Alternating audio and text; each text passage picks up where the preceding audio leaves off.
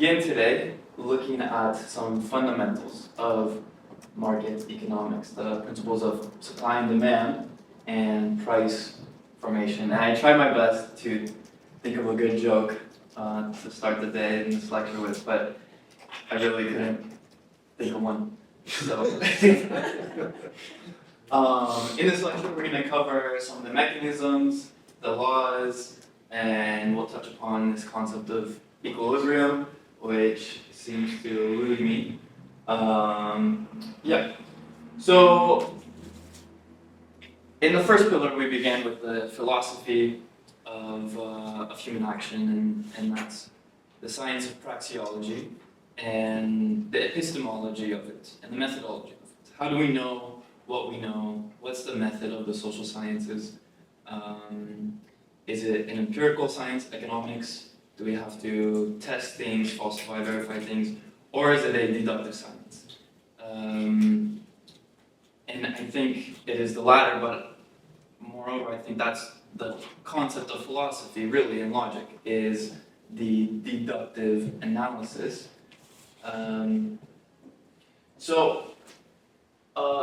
Beginning with these mechanisms, praxeological foundation, that all action is prompted by some felt uneasiness.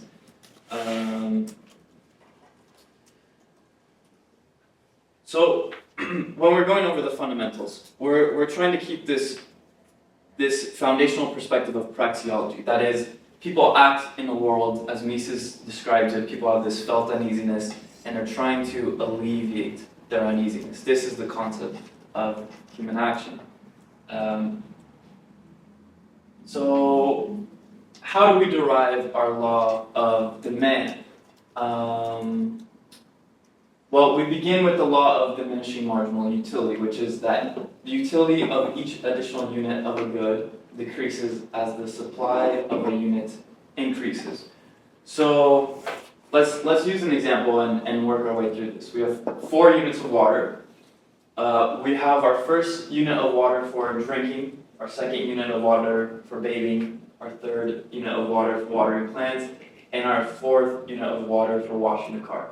Now this is what can be called our value scale. And the essence of the value scale is the fact that due to the fact that we have a scarcity of time and resources, we economize. We have to choose what we're going to do, what ends we're going to pursue with the available means to us. So if we have 4 units of water available to us, then we can pursue these different ends. And the law of diminishing marginal utility means that our first util, if you will, to use that term, I think it's a neoclassical term, but basically the first unit available to us, its value is going to be the highest. It's going to be the highest value to us, which means that at the moment of action, what we demonstrate we do, is our demonstration of preference. So, if we have some water, the first thing we can do is drink with it. Now, other people, this is subjective and individual, other people may prefer washing their car before watering their plants, or washing their car before they wash themselves. So this isn't an objective, uniform, homogeneous value scale for everyone. This is perhaps my value scale. But I'm going to choose to drink. And then the next additional unit of value, I'm going to choose to bathe.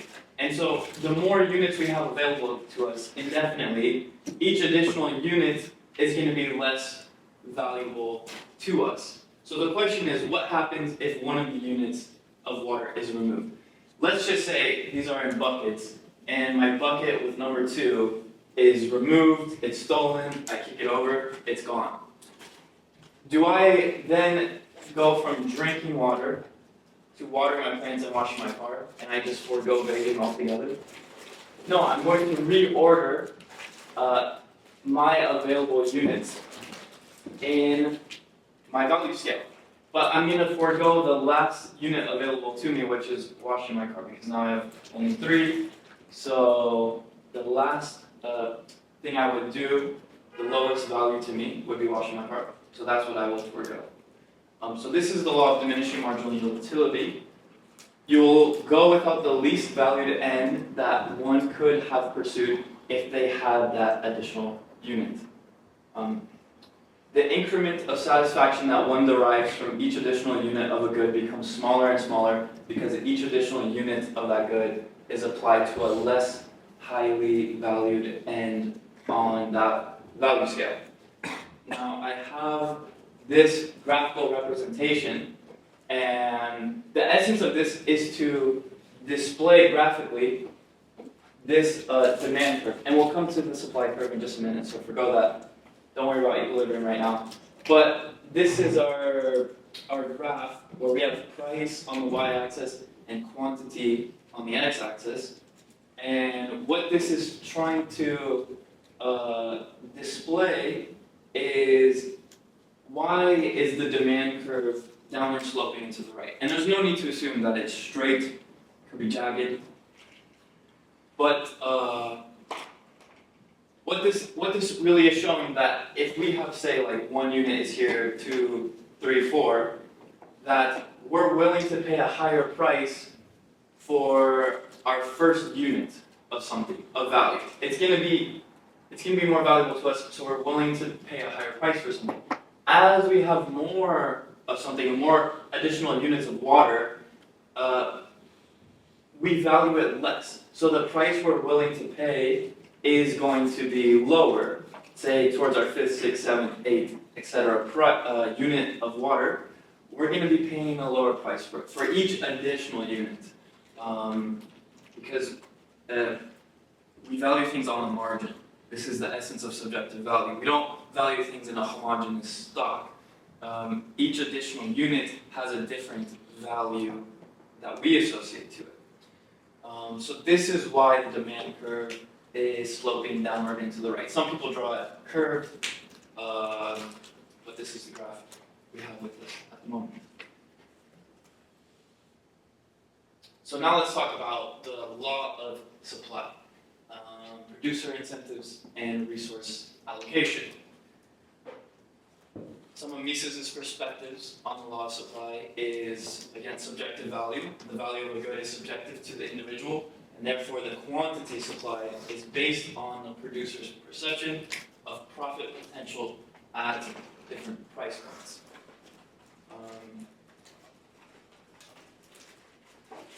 So I think these fundamentals are going to kind of hopefully synthesize and simplify some of the concepts we've been talking about, especially yesterday with entrepreneurship and how entrepreneurs coordinate society's scarce resources and help supply consumers with what they most highly value. And so they use the price mechanism, the profit and loss signals, that help tell them what lines of industry they should get into and perhaps what lines they should not get into. And this is demonstrated with our supply curve, where if people are willing to pay a higher price for a certain good, this will signal producers, entrepreneurs, to get into the production of this certain good. And if people are paying a low price for a certain good, then this is going to essentially say that there isn't, the amount supplied is too much. People should not produce, entrepreneurs should not produce as much of this good. So then there's going to be less production in these lines of producing this good.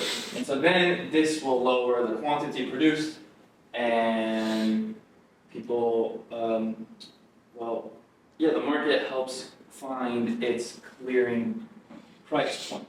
So this is going to drive prices up if there's a lower supply. Let me see. Okay, so again, we're all observing this from human action. The law of supply is derived from the fundamental concept of human action, where individuals naturally seek to maximize their benefit by responding to price incentives. And I just want you to take note that what we're doing here in our investigation of these fundamentals of law of demand and supply, you don't see any mathematics. this is all very articulable or scientific in the logical, in the deductive sense. This is not something we're quantifying. This is something that's applicable to everyone and everywhere in the world. Just by thinking about it through words, we can come to these ideas of the law of demand and supply and how prices arrive. And I'm going to come back to prices in just a moment, but this third point, supply precedes demand. Mises argues that supply precedes demand, meaning that the ability to produce goods is the foundation for consumer demand. What this means is that, in essence, people can't have what is not yet produced. I think Say's law is that production precedes consumption. So, just because you want a hovercraft doesn't mean you can have a hovercraft. Perhaps we will develop the technology for people to have hovercrafts in the future. Like, maybe we do have it yet, I'm not sure. But they're not on the market. There's not flying cars, self-driving flying cars. Why is that? Well, perhaps, in a theoretical sense, it's because we just haven't produced it. Now, it's possible that these things do come into production, and then over time, the more efficient we become at producing these things, the prices will lower, and more people will be able to have them. But this explains why certain things exist on the market, and why we have access to them, and why other things don't. And so I think this also speaks to why certain areas in the world are poor, why certain other areas are rich. It's because we have productivity in certain parts of the world that's helped create certain things and throughout time, and why other places in the world don't have the same productivity and are even not yet industrialized, so they don't have the same amount of wealth, the things we can consume and appreciate here in Los Angeles and the US, in the Western world, etc., etc. But this also speaks to society, that it's through society and entrepreneurs are the only ways to produce goods and strengthen these societal bonds. If we don't have this process of industrialization, of market economies, then a society will never reach the point of being able to appreciate these goods that we do. As they say, we live better than the kings of the Middle Ages, with refrigeration, transportation, communications, luxuries, entertainments. We really have increased the standard of living, and not just the standard of living, but the amount of living. Populations have increased due to markets. Infant mortality has decreased, lifespans increase. We're extending, life in many different ways.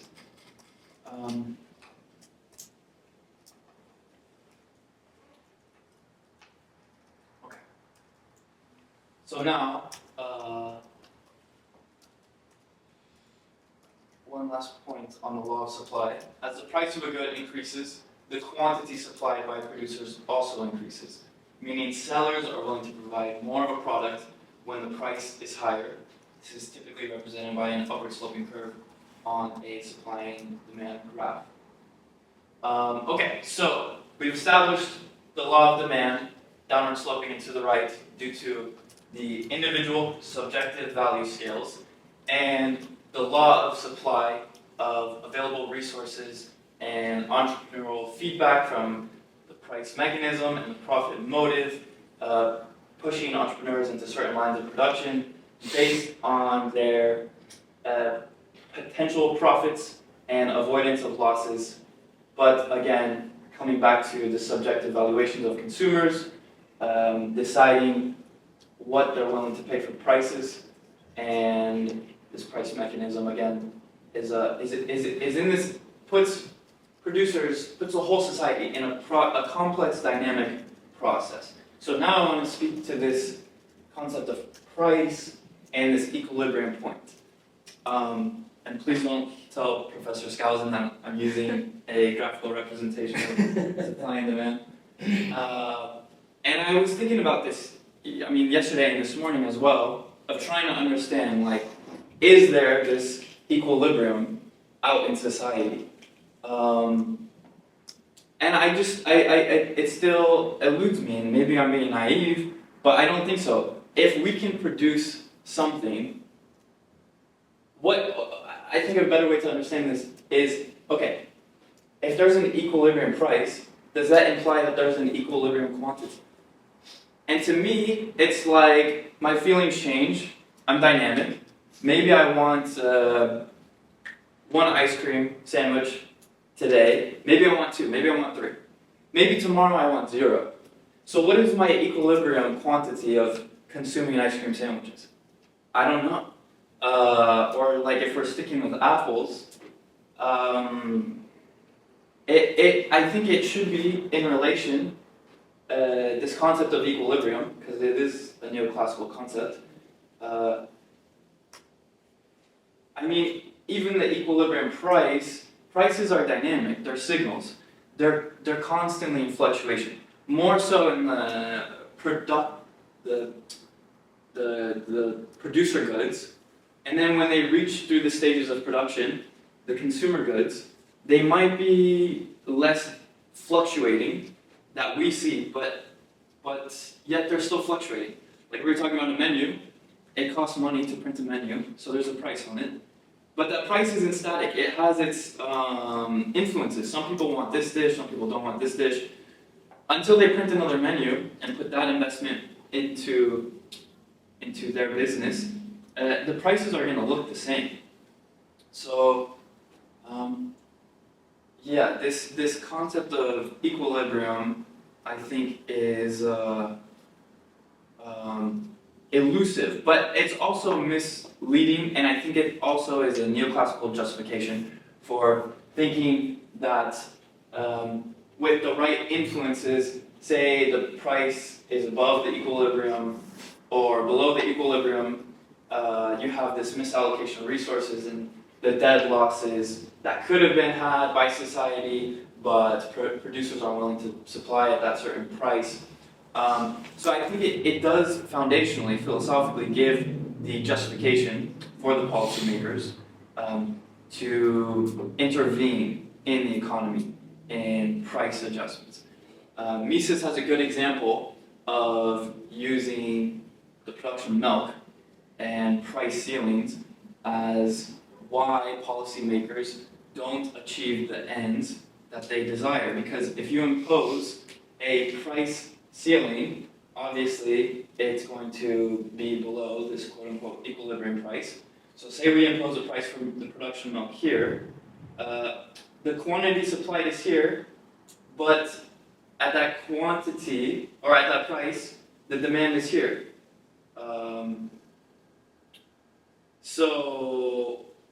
But the quantity supplied is lower than the quantity demanded. And then the marginal producers of milk, because they cannot sell it at this higher price, they can't make profits. And if they can't make profits, then their incentive to be in the production of milk is discouraged, it's disincentivized. So they're going to get out of the lines of producing milk, which means you have a decrease in the quantity supplied of milk. But you still have this actually increased demand in milk. So what happens is you end up with a shortage of milk, which is the opposite of what the policymakers wanted. They wanted more milk available for more people at a lower price, but it turns out that now there's less milk available for the consumers in society. So then you just apply this idea of price controls and price interventions in general in society, not just for consumer goods, but in all the stages of production, and you end up with these massive distortions in the economy, these distortions in society. So this is why prices and the market processes and the profit motive is the only way to efficiently allocate society's scarce resources and bring more cooperation, more coordination into society, bring more goods to the market. Milk has been produced for centuries, yet now, why is it that there's an issue in the production of milk? We have the technology, of course. It's only through these interventions that people are not able to get milk or perhaps eggs at the moment. And once, I mean, maybe this is what's limiting our ability to have flying hover cars, is there's so much regulations in the car market that people aren't able to innovate and invest in these potential lines of production that we could have had.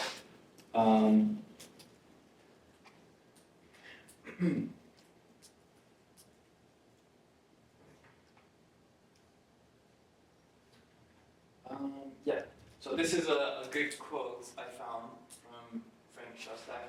The framework of supply-demand curves rests upon the assumptions of unchanged consumer preferences and income and the unchanged prices of other goods. In reality, however, consumer preferences are not frozen and other things do not remain constant. Obviously then, no one could have possibly observed these curves. So I think he's making two essential points here. Firstly, that this is used in the neoclassical framework for simplification of trying to model the real world. And the only way to do that is if you freeze consumer preferences, if you put it into a vacuum that we can try to perform different tests on. But the reality is that preferences change, tastes change. What I want today, I may not want in the future. I had I guess an example of this would be like a material good. I saw someone buy a sword at medieval times, and they were holding it in their hand like super excited, and then within a moment I saw the excitement fade. And so I kind of recognize that in myself, that like if I see something that's cool and I buy it, I have it, and in a moment it's just like something material. Like I already have like 6 swords at home. It's just another sword. But it's this, before I purchased this good, I thought I really wanted it, and then I get it, and then I don't want it anymore. And so the next time I come across a sword, I may not want it. Maybe because I have an abundance of swords. I don't really have swords, but this is a good example.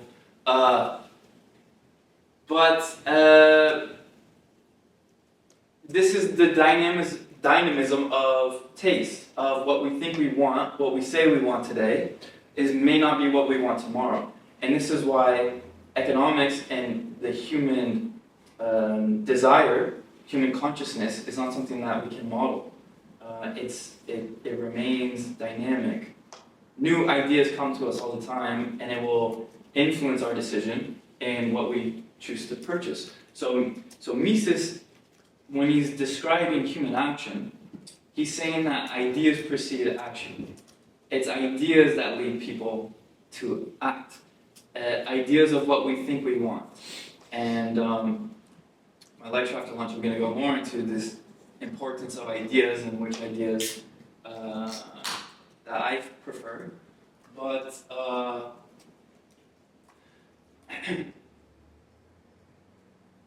and this last sentence, obviously then no one could have possibly observed these curves. So my question from yesterday, I don't know if it's answerable or if anyone does have an answer, is what is an equilibrium price? Have you ever bought something at an equilibrium price? Because I want to know. Because I'm curious. Because all these economists, these neoclassicals are telling me, yes, there's an equilibrium price. But I don't see it. I don't know what it is. I don't know what the equilibrium quantity is. Why is what someone wants what I want? I'm not going to pay the same price for something that someone else will, because I don't even want that. So I think that's why this concept is fallacious. I think that with our value scales, our own preferences change. How can they be homogeneous throughout multiple people? So yeah, I think I've made that point clear, that this is a neoclassical idea justifying for, again, price controls and intervention in the economy. And I'm going to elaborate more on that in my next lecture. But yeah, I want to open it to some questions, so thank you very much.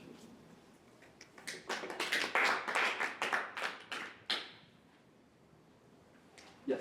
So, because you can't really like quantify consumer preferences, so you can't really quantify demand. Does that make like a real like supply and demand chart like doesn't really exist because you don't even know like what the demand is of anybody, and even if you do, you don't know it in the next moment because it's constantly changing. Okay, so yes and no. Within the framework that we're using in value scales, what we do is we use what's called ordinal ranking, which is basically we're just ordering our preferences subjectively. Now, our value scales is demonstrated at the moment of action, what we choose to do, and when we buy something, right? How much we buy of it, at what price we're willing to buy it. So in that sense, we can order our values. But in the neoclassical framework, they use numbers and they use what's called cardinal ranking or numerical ranking. And that really helps to graphically construct demand curves and corollary of using that method. So in this perspective, the Austrian perspective of using the deductive method and ordinal ranking, all we're saying is that it's downward sloping and to the right. That the more you have of something, the less you value it. But we're not using it to therefore quantify values. What they use is called utils. Like measurement of value is like one util. But again, like we begin with subjective valuations that we're saying like, okay, value is not something quantifiable. I can't, say I like Nareg 2.3 times more than Ethan. That doesn't make sense. I can say I like Nareg more than Ethan. And then we leave it at that. This isn't something we can quantify. Because then I might change. Ethan may get me a donut, in which case I like Ethan more. So, yes. Did that answer the question?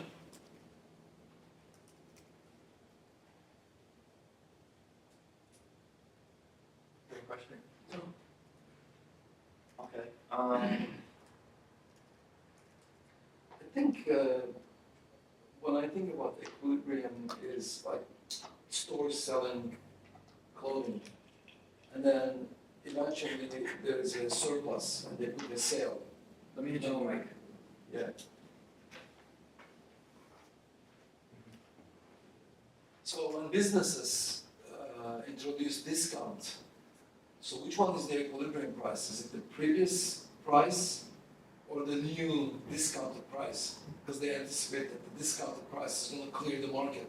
Because when you hear the word equilibrium, the diagram shows that quantity demanded is equal to quantity supplied.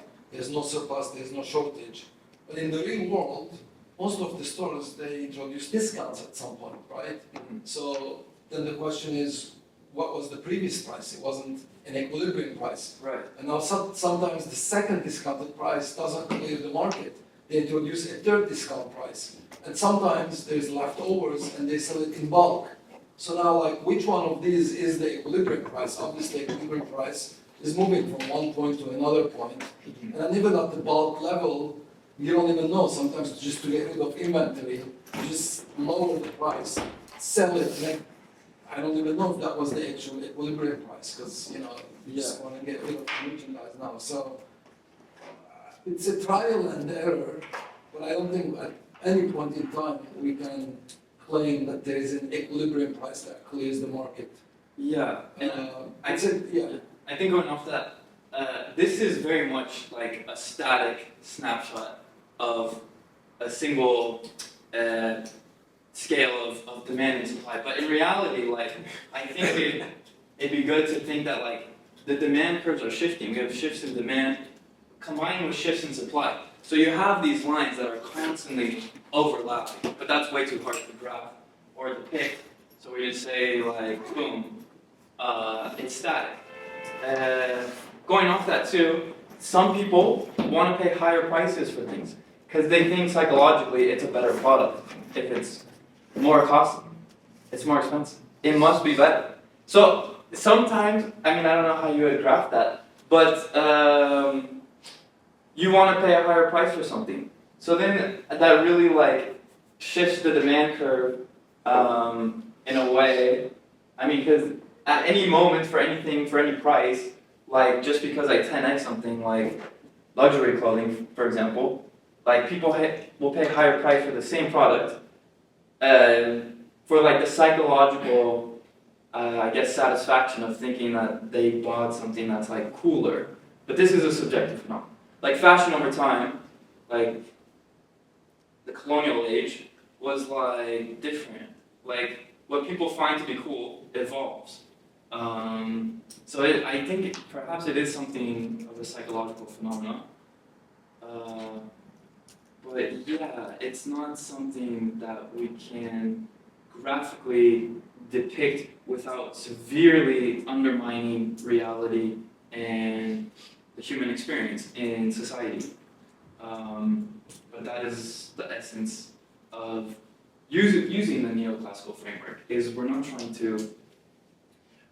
to describe reality. Otherwise, we just would observe reality. We're trying to model reality, but you can't model consciousness. You can't model values. You can't model taste.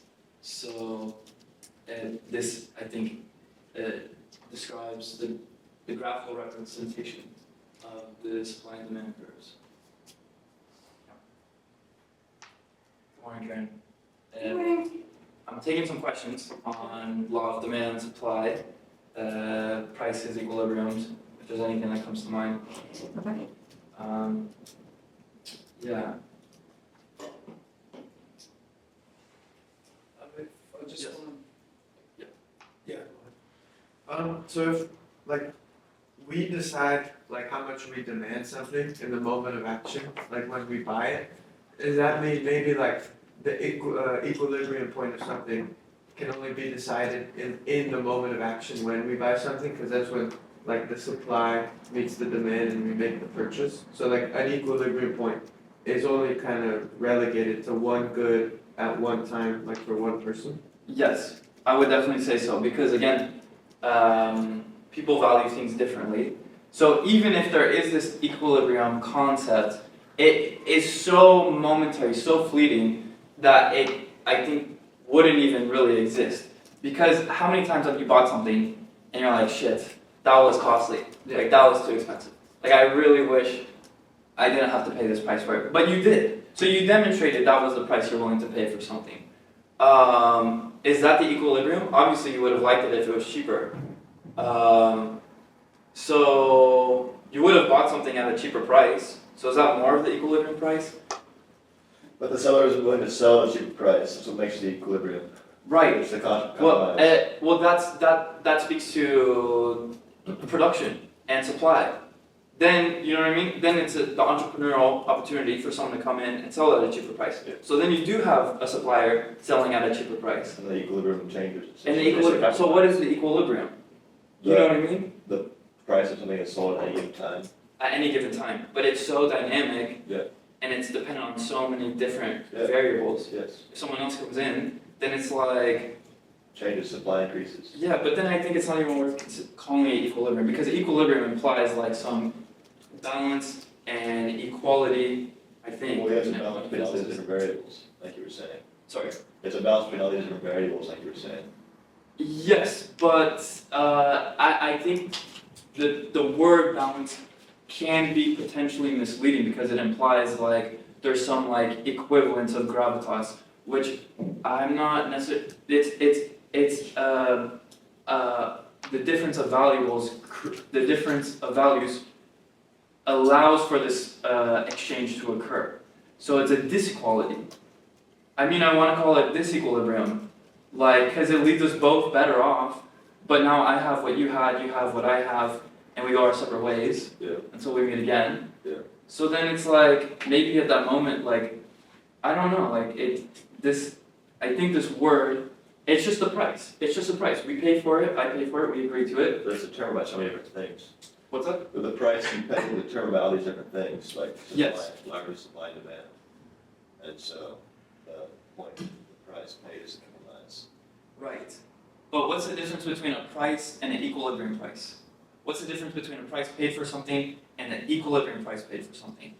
That's my question. That's what I'm trying to just figure out. I think it's all just prices we pay. Like, if we pay it, then we demonstrate we pay it. We demonstrate we prefer that. But I don't. Why should we call it the equilibrium? Someone else could have sold it to me cheaper. So then. But they didn't. But they didn't. Yeah. But I didn't pay for it. Maybe someone could have, but I said no. I wanted the more expensive one. So it's like. It's psychological. I mean. Yes. I struggle with this concept, Yes. and I'm not good with visual spatial stuff. So, the equilibrium price is when the supply is equal to demand at the price point that people want to pay for it. Like, I'm just trying to, what is like a, Well, that's we what take away we're. the math and we take away the graphs. Yeah. Yeah, So I mean, it's essentially just the coordination of a buyer and seller of something, but prices and values and tastes for what we want to buy is different for everyone. right. I may not like something that Nareg likes. He's willing to pay a price for it. I'm gonna pay a lower price for it. So I think it implies a macroeconomic concept, an aggregate concept, that this group of people are willing to pay this price for this good, but I may not pay that price for that good. So, the equilibrium, when we really begin to look at it at the individual level, is so dynamic that I think it's just like, it really, I think, comes from an aggregate statistic. Yeah, so you're saying that over time, what as Mark was saying, we all buy apples for a long, we all eat apples, Yeah. and over time, they start to figure out how much supply they need to bring in to meet the demand, and at the price that people are willing to pay for it, in aggregate, over time, but it will change. It's changing Right. all the So I mean, time. it's just like a general kind of. It's a general yeah. concept, but that's my point, is I think Yeah. the Austrians are right that it is potentially misleading. Mhm. Perhaps not potentially. Yeah. Yes. So equilibrium is a real thing, but it's just that we can't know it precisely because it requires perfect information. Even if we can know it, it's so momentary that we But it's pay. in flux. I don't even want to call it a real thing. I mean, okay, let's for the sake of argument say it's a real thing. Then what? And then what? Are you gonna put a price? There's no way you can control a price and put something at an equilibrium. So there's no relevance to this concept of it's just a price paid, and we move on, and prices adjust, and then the next day, I'll pay a different price, because prices will adjust, people will want different things. Price discrimination exists, values exist subjectively. So this is just like a static depiction, and then they're trying to apply the static price depiction to a dynamic world. So prices have to adjust. If you try to put something at an equilibrium price and label it the equilibrium price, it's only going to disrupt coordination in the market environment. I see. So it's like it might exist instantaneously, but just like the evenly rotating economy, like Yes. we're out of it the next instant. Yes. We're immediately out of it. So it might be useful for illustration.